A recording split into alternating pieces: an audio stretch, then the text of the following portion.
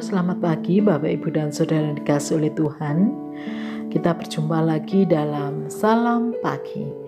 Mari sebelum kita membaca, merenungkan firman Tuhan, kita berdoa. Tuhan Allah yang mengasihi kami, sungguh kami mengucap syukur untuk hari yang baru. Dan sebentar kami akan membaca dan merenungkan firman-Mu, kiranya Tuhan yang menolong kami. Di dalam nama Tuhan Yesus kami berdoa. Amin. Bapak, Ibu, dan Saudara, kita akan membaca dari kitab Yesaya pasal yang ke-23. Demikian. Ucapan ilahi tentang Tirus. Merataplah hai kapal-kapal Tarsis, sebab Tirus sudah rusak. Tiada lagi rumahmu atau pangkalanmu. Ketika mereka masih di negeri orang Kitim, telah dinyatakan hal itu kepada mereka.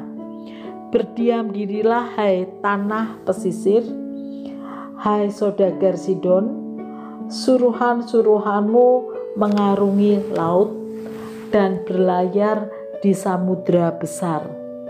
Barang-barang yang dimasukkan ke Sidon ialah gandum dari Sihor dan panen daerah Nil, sehingga kota itu menjadi pasar bagi bangsa-bangsa. Tahuilah malu hai Sidon, sebab benteng laut berbicara, katanya, aku tidak pernah menggeliat sakit dan tidak melahirkan. Aku tidak pernah membesarkan anak-anak teruna dan tidak mengasuh anak-anak dara. Apabila kabar tentang Tirus itu sampai ke Mesir, mereka akan gemetar mendengarnya. Mengungsilah ke Tarsis, merataplah hai penduduk tanah pesisir. Inikah kotamu yang beria-ria, yang asalnya dari zaman purbakala? Orangnya telah melawat ke tempat yang jauh untuk merantau ke sana. Siapakah yang memutuskan ini atas Tirus, kota yang pernah menghadiahkan mahkota, yang saudagar-saudagarnya, pembesar-pembesar, dan pedagang-pedagangnya orang-orang mulia di bumi? Tuhan semesta alam yang telah memutuskannya untuk mematahkan kesombongan, untuk menghinakan segala yang permai dan semua orang mulia di bumi. Kerjakanlah ladangmu seperti di tepi sungai Nil. Hai putri Tarsis, sudah tidak ada lagi galangan-galangan kapal. Tuhan telah mengacungkan tangannya terhadap laut dan membuat kerajaan-kerajaan gemetar. Ia telah memberi perintah mengenai Kanaan untuk memusnahkan benteng-bentengnya. Dan ia telah berfirman, engkau tidak akan beria-ria lagi, hai anak dara yang digagahi, hai putri Sion. Bangkitlah, mengungsilah kepada orang Kitim. Di sana pun juga tidak akan ada tempat yang senang bagimu. Lihat, negeri orang Kasdim, bangsa itulah yang melakukannya, bukan orang Asyur. Mereka telah menyerahkan Tirus kepada binatang-binatang gurun.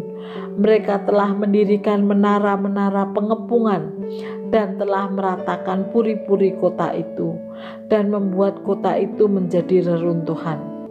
Merataplah hai kapal-kapal Tarsis, sebab sudah dirusakkan bentengmu. Pada waktu itu Tirus akan dilupakan 70 tahun lamanya, sama dengan umur seorang raja. Sesudah lewat 70 tahun akan terjadi kepada Tirus seperti terjadi kepada perempuan sundal dalam nyanyian ini. Ambillah kecapi, kelilingilah kota, hai sundal yang dilupakan.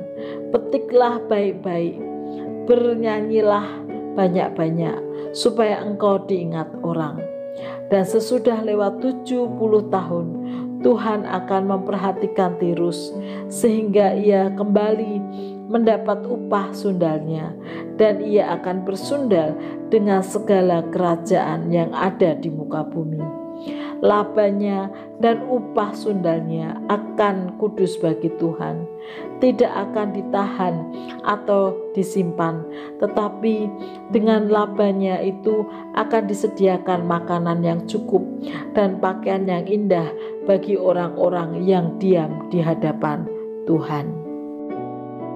Bapak, Ibu, dan Saudara yang dikasihi oleh Tuhan, dalam ucapan ilahi terhadap Tirus yang disampaikan oleh Nabi Yesaya ini menarik. Tirus yang karena kekayaan dan kejayaan yang dimiliki menjadi sombong, sehingga Tuhan mematahkan semuanya.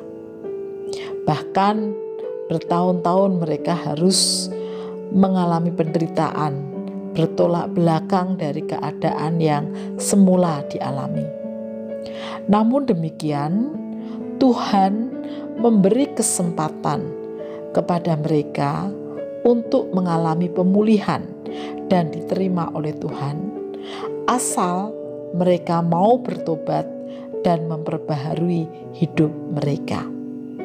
Bapak, Ibu, dan Saudara yang dikasihi oleh Tuhan, ya, harus kita akui pula bahwa kadang kita juga jatuh dalam kesombongan atas apa yang kita miliki, baik itu materi, keluarga, bahkan hal-hal yang kita anggap rohani.